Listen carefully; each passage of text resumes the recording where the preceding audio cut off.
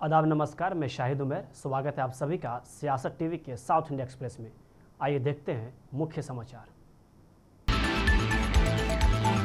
आज कांग्रेस नेता राहुल गांधी ने तेलंगाना के मुख्यमंत्री रेवंत रेड्डी को संबोधित एक पत्र में उसने गिग श्रमिकों के कल्याण के लिए मसौदा विधेयक तैयार करने के लिए राज्यव्यापी परामर्श आमंत्रित करने का आग्रह किया। उन्होंने परामर्श प्रक्रिया का हिस्सा बनने और यह सुनिश्चित करने का प्रस्ताव दिया कि कानून मजबूत, प्रभावी और सार्थक हो। राज्य सरकार पर विश्वास व्यक्त करते हुए यह भविष्य के लिए एक अस्थायी गिग अर्थव्यवस्था के निर्माण का मार्ग प्रशस्त करेगी। उन्होंने कहा कि वर्षों से नियमों की अनुपस्थिति ने श्रमिकों की बातचीत करने या काम के उचित शर्तों की मांग करने की क्षमता कम कर दी है। तेलंगाना के सीएम को लिखे पत्र में राहुल गांधी ने कहा, सरकारी कार्य स्थितियां, शिकारी मूल्य निर्धारण और एक प्रभावी शिकायत निवारण तंत्र की कमी को संबोधित किया जाना चाहिए। गिग श्रमिकों की सुरक्षा की आवश्यकता पर बल देते हुए लोकसभा में विपक्ष के नेता ने कहा कि पिछले दशक में लाखों श्रमिक गिग अर्थव्यवस्था में शामिल हुए हैं। अपेक्षाकृत आसान प्रवेश और लचीलेपन ने अवसर प्रदान किए, विशेषकर कम कुशल भूमिकाओं में। उन्होंने आगे कहा कि शुरुआती वर्षों में उदार प्रोत्साहनों से कई लोगों को आय सृजन वाली संपत्तियां हासिल करने में मदद मिली। इसने श्रमिकों को एक बड़े बाजार में पैठ बनाने के लिए एक मंच भी प्रदान किया। यह क्षेत्र उन श्रमिकों की सफलता की कहानियों से भरा पड़ा है जिन्होंने विशेष रूप से वैकल्पिक नौकरियों के अभाव में आजीविका के व्यवहार्य अवसर पाए। वही गांधी ने इस बात पर भी प्रकाश डाला कि तेलंगाना में कई गिग श्रमिकों ने काम के प्रकृति के कारण भेद्यता के मुद्दे उठाए। इसके बाद उन्होंने रेवंत रेड्डी का ध्यान तेलंगाना गिग श्रमिकों से किए गए वादों की ओर आकर्षित किया और कहा, हमारा घोषणा पत्र गिग श्रमिकों की सुरक्षा और सामाजिक सुरक्षा बढ़ाने के लिए एक कानून बनाने के लिए प्रतिबद्ध है जिन राज्यों में हम शासन करते हैं।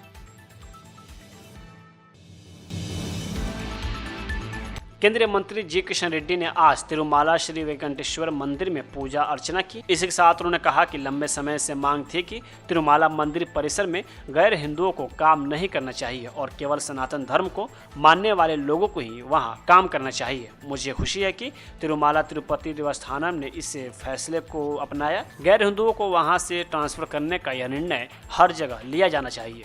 वेंकटेश्वर स्वामी मंदिर पे जो बहुत सालों से नॉन हिंदूज काम करते हैं कर्मचारी, उनके लिए बहुत डिमांड था अलग अलग हिंदू समाज से, भक्तों से।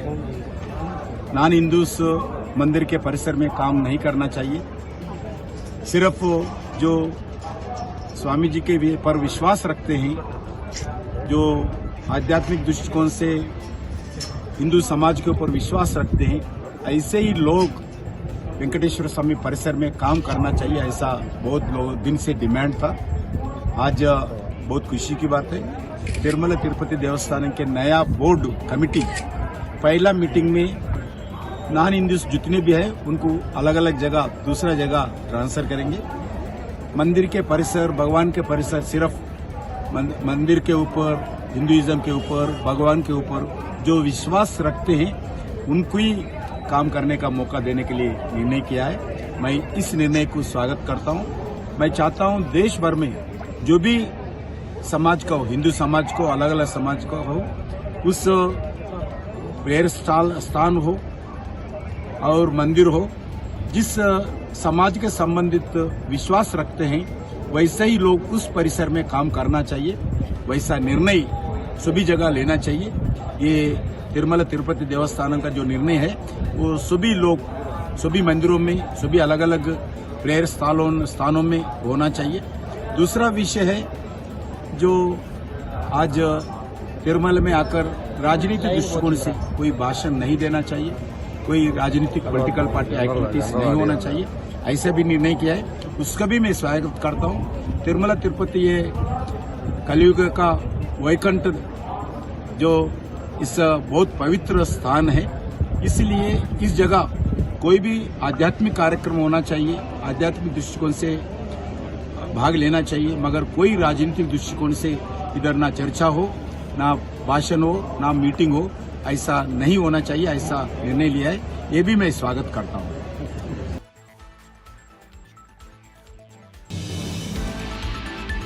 एक महत्वपूर्ण फैसले में तेलंगाना उच्च न्यायालय ने मेडचल मलकाजगिरी जिले में आशुरखाना नाल ए मुबारक से संबंधित 300 एकड़ वक्फ भूमि की सुरक्षा को मजबूत करते हुए तेलंगाना राज्य वक्फ बोर्ड के खिलाफ चेनू राधाकृष्ण द्वारा दायर की याचिका को खारिज कर दिया है। याचिकाकर्ता चेनू राधाकृष्ण ने 8 दिसंबर 2022 के एक पंजीकृत बिक्री के विलेख का हवाला देते हुए प्लॉट संख्या 634 सर्वे संख्या 219 के तहत विवादित भूमि के भीतर एक भूखंड के स्वामित्व का दावा किया। उन्होंने संपत्ति पर निर्माण शुरू करने की अनुमति मांगी। हालांकि तेलंगाना राज्य वक्फ बोर्ड ने कई गजट अधिसूचनाओं के माध्यम से लगातार यह कहा है कि भूमि को आशुरखाना नाल मुबारक से जुड़ी वक्फ संपत्ति के रूप में नामित किया गया है। वही वक्फ कानूनों के तहत धार्मिक या धर्मार्थ उद्देश्यों के लिए दी गई संपत्तियों को बेचा, खरीदा या ट्रांसफर नहीं किया जा सकता। अदालत ने फैसला सुनाया कि ऐसा कोई भी लेन देन कानूनी रूप से अमान्य है।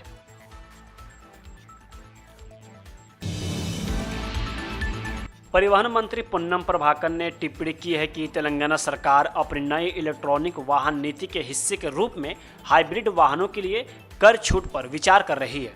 उन्होंने कहा कि सोमवार से राज्य इलेक्ट्रॉनिक वाहनों के लिए रोड टैक्स और पंजीकरण शुल्क पर 100% छूट लागू करेगा। निकट भविष्य में हाइब्रिड वाहनों को भी इसी तरह का लाभ मिलने की संभावना है।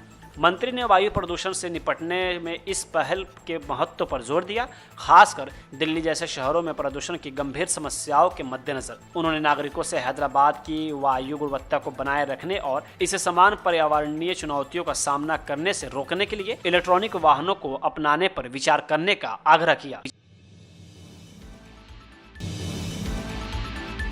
स्टूडेंट्स फेडरेशन ऑफ इंडिया के नेतृत्व वाले वाम मोर्चों ने आज पिछले दिन आयोजित इफ्लू में छात्र संघ चुनाव में जीत हासिल की।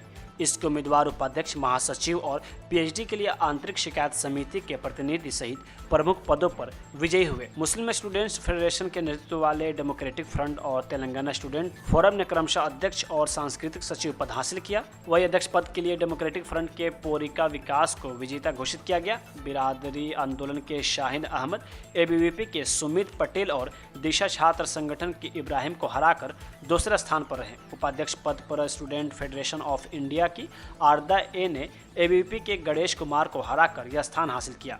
महासचिव पद के लिए एसएफआई की दीना एल्सा जॉर्ज विजयी रही, जबकि एनएसयूआई के आयुष आनंद दूसरे और एबीवीपी उम्मीदवार अनंत बर्मन तीसरे स्थान पर रहे। वही संयुक्त सचिव पद पर फेटर्निटी मूवमेंट के उम्मीदवार नूरा मैसून ने जीत हासिल की। मुस्लिम स्टूडेंट्स फेडरेशन के फातिमात रिशा दूसरे और एबीवीपी के आदर्श सिंह तीसरे स्थान पर रहे। कर्नाटक की राजधानी बेंगलुरु में एक इलेक्ट्रिक स्कूटर शोरूम में आग लग गई। यह आग राजकुमार रोड पर माई ईवे इलेक्ट्रिक स्कूटर शोरूम में लगी थी। बताया जा रहा है कि शोरूम में खड़ी सभी गाड़ियां जलकर खाक हो गई हैं। आग लगने की जानकारी होते ही फायर ब्रिगेड की कई टीम मौके पर पहुंची और राहत बचाव के काम में जुट गई, लेकिन जब तक आग बुझी तब तक सब कुछ जलकर खाक हो गया था। इस पूरे हादसे में एक महिला की भी मौत हो गई है। बेंगलुरु में एक इलेक्ट्रिक स्कूटर शोरूम में आग लगने की घटना सामने आई। यह घटना मंगलवार शाम करीब 5:30 की बताई जा रही है। आग लगते ही पूरे शोरूम में हड़कंप मच गया था। सभी लोग अपनी जान बचाने के लिए इधर उधर भागने लगे। सभी लोगों ने जैसे तैसे शोरूम से बाहर निकलकर अपनी जान बचाई, लेकिन शोरूम में काम करने वाली एक सेल्स गर्ल्स अंदर ही फंस गई। लोगों ने तुरंत घटना की जानकारी पुलिस और दमकल विभाग को दी। घटना की जानकारी होते ही दमकल विभाग की गाड़ियां मौके पर पहुंची और आग को बुझाने के काम में जुट गई। काफ़ी घंटों की मेहनत के बाद दमकल विभाग ने आग पर काबू तो पाया, लेकिन तब तक सब कुछ जलकर खाक हो गया था। वही अंदर फंसी सेल्स गर्ल्स, जिसकी उम्र 20 साल बताई जा रही है, वो भी जलने से उसकी दर्दनाक मौत हो गई। बताया जा रहा है कि यह आग शॉर्ट सर्किट की वजह से लगी थी। इस पूरे हादसे में शोरूम मालिक को लाखों रुपए का नुकसान हुआ है। यूपी में आज विधानसभा की 9 सीटों पर उपचुनाव हो रहे हैं, तो वही महाराष्ट्र झारखंड विधानसभा चुनाव की वोटिंग का भी दिन है। ऐसे में तीनों राज्यों में मतदान के दौरान पथराव की भी खबरें सामने आई हैं। कानपुर की सिमाओ सीट पर उपचुनाव के दौरान बीजेपी प्रत्याशी सुरेश अवस्थी की गाड़ी पर पथराव किया गया। भाजपा कार्यकर्ता का आरोप है कि सपा कार्यकर्ताओं ने ही गाड़ी पर पथराव किया। यूपी उपचुनाव में अब तक 7 पुलिसकर्मी सस्पेंड किए गए हैं। मुरादाबाद से 1 दरोगा और 2 सिपाहियों को हटाया गया। मुजफ्फरनगर से 2 दरोगा निलंबित किए गए और कानपुर से 2 पुलिस वाले सस्पेंड किए गए हैं। महाराष्ट्र के नांदगांव में शिवसेना शिंदे गुट और निर्दलीय कार्यकर्ताओं के बीच झड़प हो गई। यह झड़प सुहास कांदे और समीर भुजबल के कार्यकर्ताओं के बीच हुई। समीर भुजबल अजीत गुट से अलग होकर चुनाव लड़ रहे हैं। वहीं इसी बीच समाजवादी पार्टी ने कुंदरकी और मीरापुर समेत कई सीटों पर मतदाताओं को प्रभावित करने और डराने धमकाने का आरोप लगाया, जिस पर सपा अध्यक्ष अखिलेश यादव ने सुप्रीम कोर्ट और चुनाव आयोग के दखल देने की अपील की थी। उन्होंने कहा कि वीडियो साक्ष्यों के आधार पर इस मामले में दंडात्मक कार्रवाई की जाए और निष्पक्ष चुनाव सुनिश्चित करें। साउथ इंडिया एक्सप्रेस यही होता है समाप्त। मुझे दे अब इजाजत। बाकी खबरों के लिए बने रहें सियासत टीवी के साथ।